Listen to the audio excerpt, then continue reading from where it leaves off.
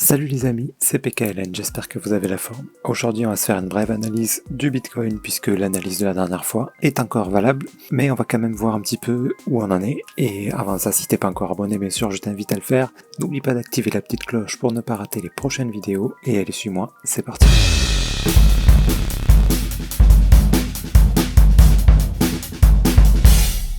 Donc voilà le Bitcoin, on avait annoncé donc cette baisse qui a bien eu lieu au minimum de cette taille là, d'accord, pour un running. Donc on a obtenu plus. Et maintenant, est-ce que le running est toujours possible?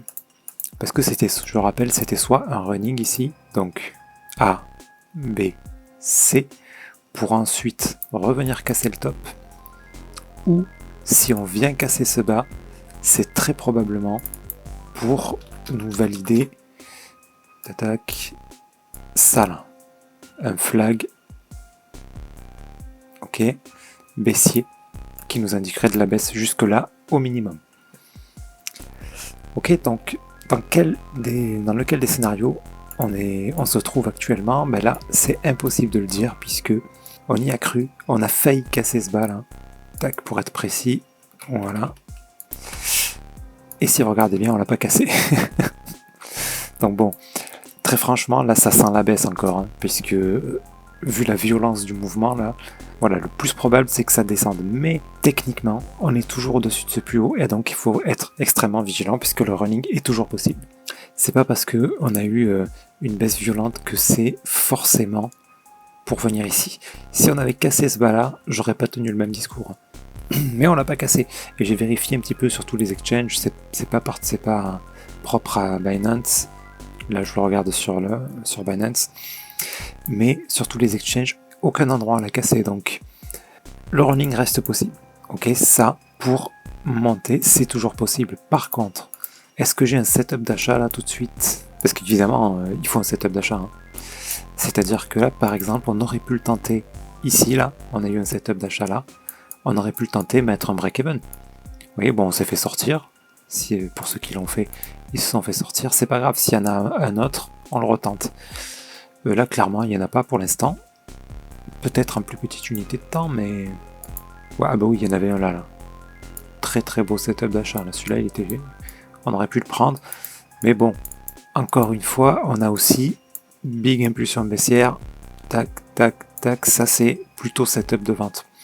Donc à vérifier si ça se confirme. Dans tous les cas, les setups d'achat, on peut les tenter comme ça.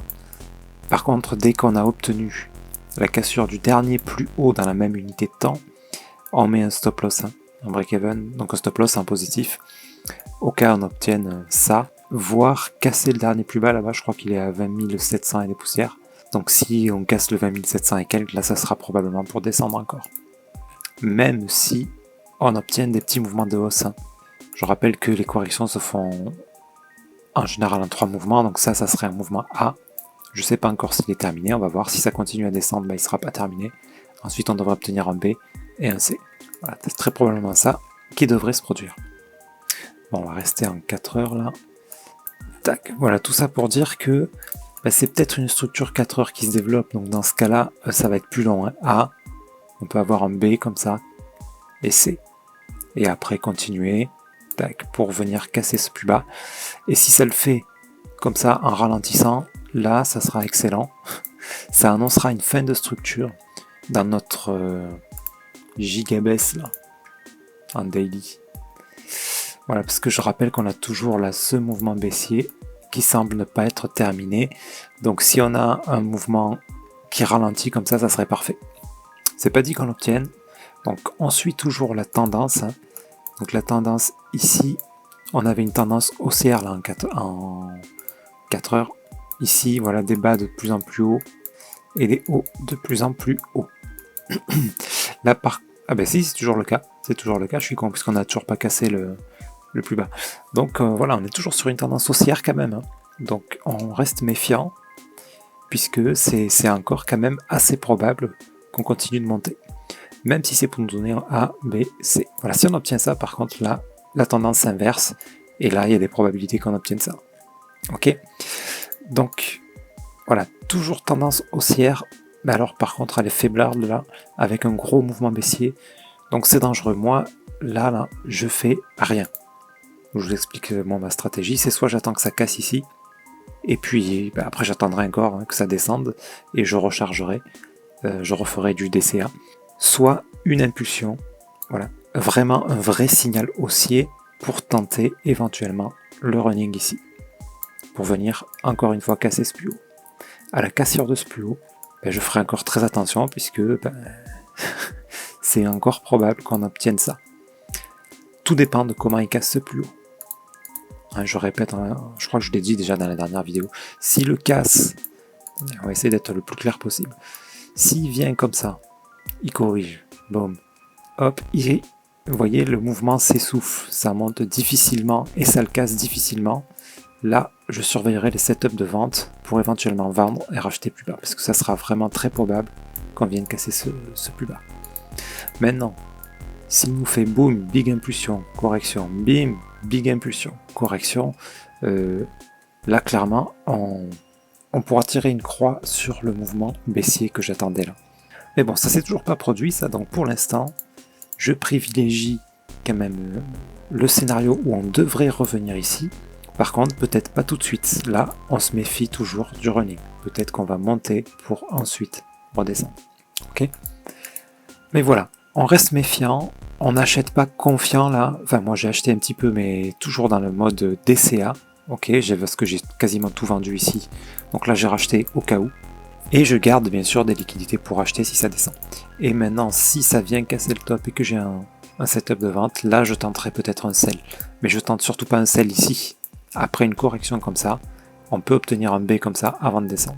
Voilà, c'est même assez probable. Donc voilà, pour l'instant je fais rien. Pour moi ça là, c'est une zone hyper dangereuse.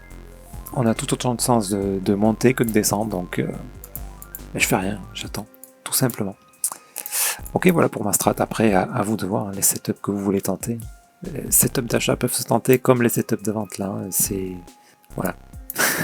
Surtout, restez très vigilant parce que on peut obtenir tout et n'importe quoi là, et vraiment des gros mouvements bien amples. D'ailleurs, en 4 heures, on a peut-être un petit setup d'achat.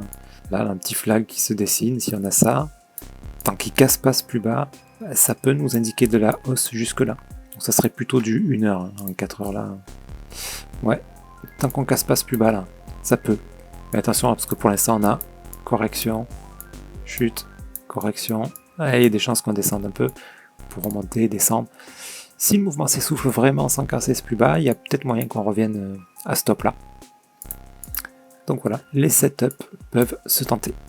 Par contre, break-even, on n'oublie surtout pas ça les amis. Ok, j'espère que cette vidéo vous sera utile. Dès qu'il se passera un mouvement où on aura une indication un peu plus précise, évidemment je ferai une nouvelle analyse. Pour l'instant, le mieux, c'est d'attendre, de surveiller les petits setups, et puis on va voir ce qui se passe dans les jours à venir. Là, je pense qu'on va avoir notre dénouement assez rapidement. Là, on n'est plus très loin, soit de casser le plus bas, soit d'avoir une autre impulsion qui va nous indiquer une potentielle validation du running. Ok, donc sur ce, je vous souhaite une excellente nuit, et puis je vous dis à très bientôt. N'hésitez pas à me dire ce que vous en pensez en commentaire, et je vous dis donc à très bientôt. C'était PKLM. Merci.